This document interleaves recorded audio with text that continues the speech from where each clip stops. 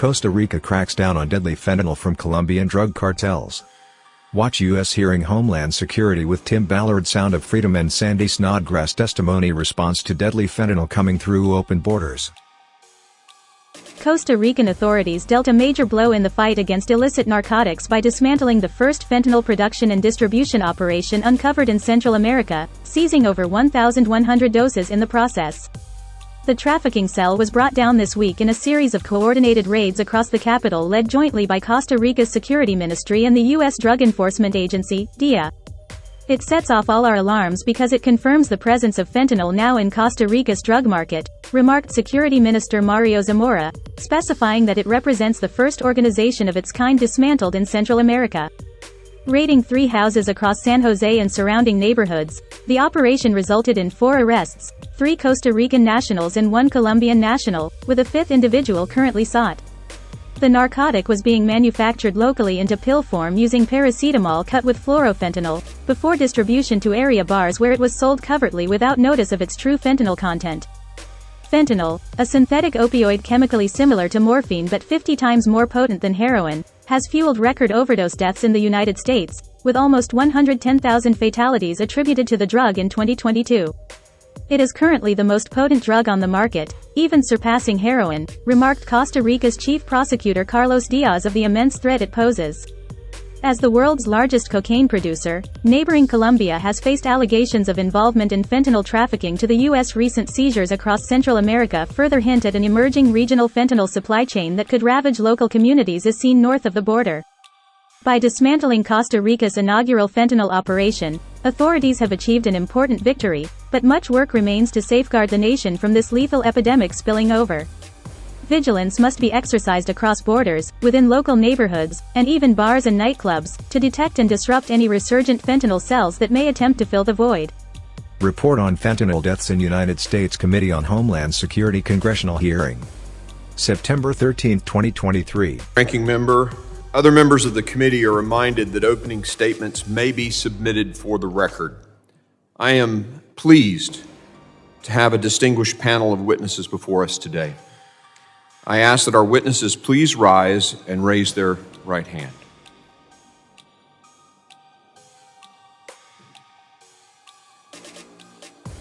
Do you solemnly swear that the testimony you will give before the Committee on Homeland Security of the United States House of Representatives will be the truth, the whole truth, and nothing but the truth, so help you God? Let the record reflect that the witnesses have answered in the affirmative. Thank you, and please be seated. I would now like to formally introduce our witnesses. Mr. Ballard, Mr. Tim Ballard. Mr. Ballard spent over a decade working as a special agent for the Department of Homeland Security, where he was assigned to the Internet Crimes Against Children Task Force as an undercover operative, helping dismantle child trafficking rings in the United States and multiple foreign countries. In 2013, Tim and his team of special operatives left their careers and founded Operation Underground Railroad, the premier private organization in the world to take on child trafficking cartels, resulting in the rescue and rehabilitation of over 7,000 children and women. Their early efforts are seen, of course, in the movie Sound of Freedom. Tim is now senior advisor to the Spear Fund, a totally new approach that invites all anti-trafficking organizations and concerned people of the world to come together in unity to end human trafficking once and for all. Thank you, sir, for being here. Ms. Mara Cantu. Ms. Cantu is the wife of a Border Patrol agent who has served his country for more than 15 years. They've spent around 10 years stationed in the Del Rio sector and are now in the Rio Grande Valley sector in Texas with their 3 beautiful children. She is active in her community and deeply involved with the Border Patrol spouses in supporting the efforts of our brave agents. And thank you for being here. Ms. Sandy Snodgrass. Ms. Snodgrass is a clinical psychologist who has been living in Alaska for over 50 years. Ms. Snodgrass has 1 child, Robert Bruce Snodgrass. Bruce was tragically poisoned by fentanyl and taken from us in Anchorage on October 26, 2021. After receiving the toxicology report confirming the poisoning, Ms. Snodgrass left her practice and began her advocacy work full-time. She has become a leading expert and advocate on behalf of victims, working with stakeholders in Alaska and around the country to stem the scourge of fentanyl that is wreaking havoc in the United States. Thank you for being here. Mr. Lee Gellert, did I pronounce that correctly, sir? Yes, thank you. Okay, good. Is an attorney at the ACLU's national office in New York. He is widely recognized as one of the country's leading public interest lawyers and has argued dozens of important civil rights cases during his career, including in the U.S. Supreme Court and many federal courts of appeal throughout the country. He has also testified as a legal expert before both houses of Congress. In addition to his work at the ACLU, he is an adjunct professor at Columbia Law School. Thank you, sir, for being here. I thank all the witnesses, and I now recognize Mr. Ballard for 5 minutes to summarize his opening statement. Chairman Green, Ranking Member Thompson, and members of the Homeland Security Committee, it's an honor to testify here today. I'd like to begin by showing you a powerful clip from the popular film, Sound of Freedom.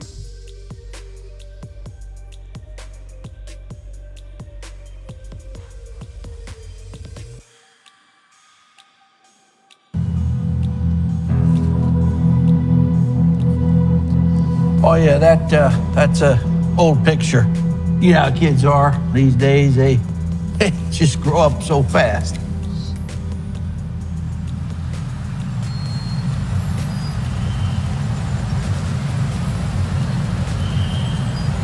That's him. No, I'm his uncle. Get off, put your hands on the wheel. Do nothing. Well, I'm his uncle. You just ask him. Just ask him. I'm his uncle.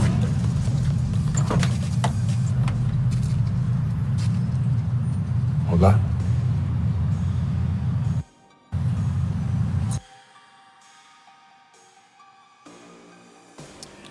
This scene depicts a moment from my real life I'll never forget. I was working for the Department of Homeland Security out of Calexico, California, and I can tell you firsthand that the only reason we were able to save this precious little boy was due to the fact that they had to take him across the border at a port of entry checkpoint because the border walls compelled them to do so. The horrors a child faces as a victim of human trafficking demand that we take action. A child can be sold up to 20 times a day, 6 days a week, for 10 years or even longer depending when the abuse began. Just in 2022 alone, immigration authorities encountered more than 152,000 unaccompanied minors at or near the US-Mexico border, representing an all-time high. I believe every member of this committee and people everywhere can agree that human trafficking is a plague and an evil that must be eradicated. Evidence of this can be seen in the response to the movie Sound of Freedom, based on my life story, which has been a surprise box office success and is sparking a national conversation on child sex slavery and trafficking, the fastest growing criminal enterprise on the planet.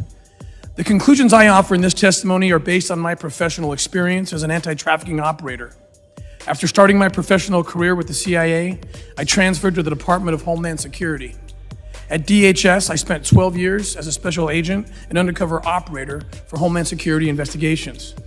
After leaving the federal government, I have continued the fight against human trafficking, first as the founder and CEO of the organization Operation Underground Railroad, and now as a senior advisor to the Spear Fund, which is an organization that funds and collaborates with experts, organizations, and concerned citizens around the globe to fight and end human trafficking. Traffickers use our southern border to bring slaves into our country for the sex industry because the United States is one of the highest consumers in child sex abuse material in the world. Our federal agents who work at the southern border are women and men of the highest integrity and dedication. Yet despite the hard work and success of agents on the ground, one thing has become vividly clear. Poor U.S. border security and broken U.S. policy are feeding the growth of human trafficking in the United States. One way this is seen is the absence of physical barriers on our border. I have personally seen how ports of entry were responsible for helping rescue a child, catch a sexual predator, and start a chain of events that rescued multiple children from his abuse. On the other hand, I've spoken with survivors who were trafficked by cartels, taking advantage of the miles of unprotected U.S. border. In one case in particular, a young woman was brought across the border at an area where no barriers or protections existed. Once in the U.S., she was sold and raped for money up to 30 to 40 times a day for 5 years before eventually escaping herself. She shared with me the tragic conclusion that had her captors been forced to attempt a crossing into our country at the port of entry, just like the little boy you saw in the film, that she would have had a better chance of being rescued. But the success we've seen in interdicting human trafficking at points of entry means nothing if our immigration policies allow traffickers to flaunt legal loopholes. Recently, members of Congress sounded the alarm on information that the government has lost track of 85,000 minors that crossed the border unaccompanied. And the New York Times reported that the Department of Health and Human Services has lost contact with thousands of children who were released to sponsors that are now, and these children are now feared of being risk for exploitation. Just in May alone, U.S. Customs and Border Protection encountered an average of 435 unaccompanied minors per day. These children are prime targets for traffickers for sex or labor. Tragically, as a result of this administration's current policies, DHS and HHS have unwittingly become a child trafficking delivery service. This must stop. We must begin with finding the 85,000 missing unaccompanied children, which this administration claims is not their problem anymore. Congressman Smith's Secure Act will help find them by holding HHS, DHS, and the FBI responsible for reporting on the status of the unaccounted for children. The Secure Act will require these agencies to work together to locate them, assess their exposure to being trafficked, exploited, or abused, and to vet adults in their new homes for criminal activity. We pray all these kids will be found safe, but in my expert judgment, a significant number of them do not need to be merely found, but rescued from actual and active sexual abuse. Once we find these children and rescue those in need, we will be in a better position to reform the failed policies and processes that put them in the hands of abusers to begin with. Real freedom is not a phone number in the pocket of a child for an unknown sponsor or a dangerous trek across South and Central America. Real freedom is safety and protection from abuse and abusers for our most vulnerable population, our children, our future. Thank you. Thank you. Ms. Cantu, you're recognized. Thank you. Ms. Snodgrass, you're recognized.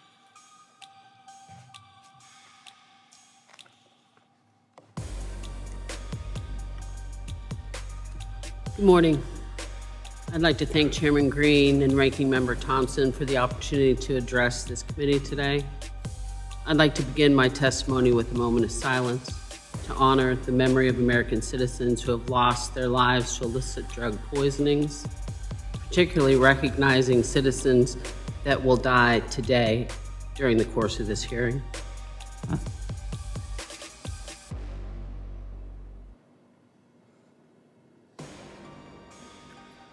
My only child, Robert Bruce Snodgrass, became forever 22 on October 26, 2021 in Anchorage, Alaska. He was poisoned by fentanyl on that cold October day in a wooded area within shouting distance of a McDonald's drive-thru. The fentanyl that he got that day prevented him from being able to call out for help. He dropped and died where he stood. Bruce loved Alaska. He was an outdoorsman. He was a free solo climber. He was a wilderness survival expert. He was safe in the backcountry of Alaska. He was not safe in his own hometown. The year that Bruce died, Alaska was #1 in the nation for increased illicit drug deaths. The 73% increase was fueled by fentanyl. In the first 6 months of 2023, enough fentanyl was seized in Alaska to kill every Alaskan 3 times. Alaska is being targeted by drug cartels due to the money that they can make in my state, particularly in rural, predominantly Alaska Native communities. One pill in an Alaskan village can cost $80. That same pill sold in a large American city costs $10. So, what to do? I'm hopeful that this committee will focus on solutions today. I'll offer 5 solutions to consider today and moving forward. First, designate Mexican drug cartels and their transnational criminal partners as terrorist organizations. This will bring the full weight of the United States government to bear down on the perpetrators that have killed and continue to kill Americans on our sovereign soil.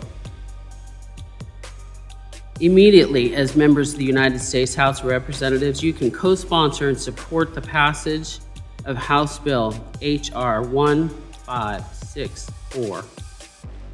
Second, this committee can fully support the Department of Homeland Security's non-invasive technology to significantly increase the number of passenger and commercial vehicles scanned at the southern border. Third, the Postal Inspection Service has created a standardized nationwide Task Force Officer, TFO, program. TFOs are armed with non-invasive scanners and are embedded with postal inspectors, often as part of the high-intensity drug trafficking area HIDTA initiatives and task forces. They act as critical force multipliers, and this committee can update the funding sources and advance the investigations and interdictions of the TFO programs around the country.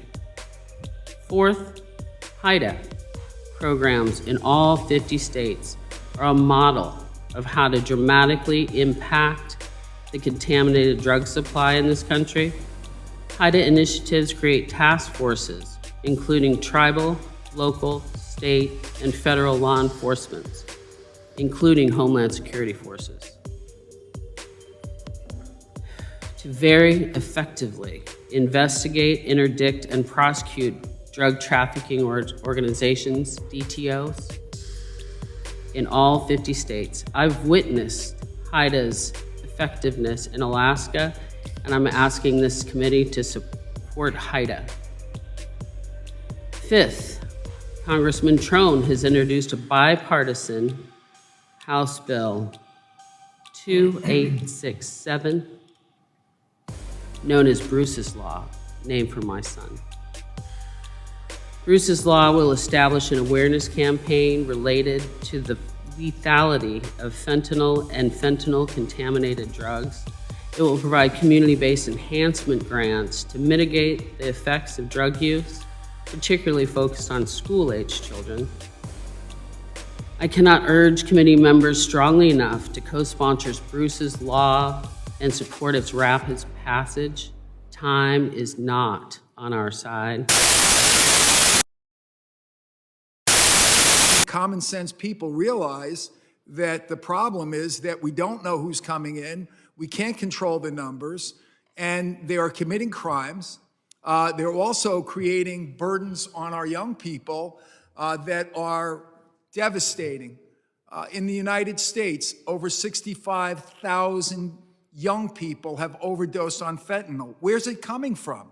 It's coming from south of the border, and many of it's coming from Chinese nationals. I read today that there were 24,000 Chinese nationals that were detained at the border. There was enough pure fentanyl to kill close to 3 million people, which would have been the whole population of Long Island. We know it came in through south of the border, and we know it came in through this illegal migration policy. And the person arrested was he not person arrested, undocumented? Migrated, yes. They came from south of the border, resided in the Bronx, which is a sanctuary city, and did a crossover crime here in Nassau County. And the distribution was also going to be in York County, Mr. Garbarino.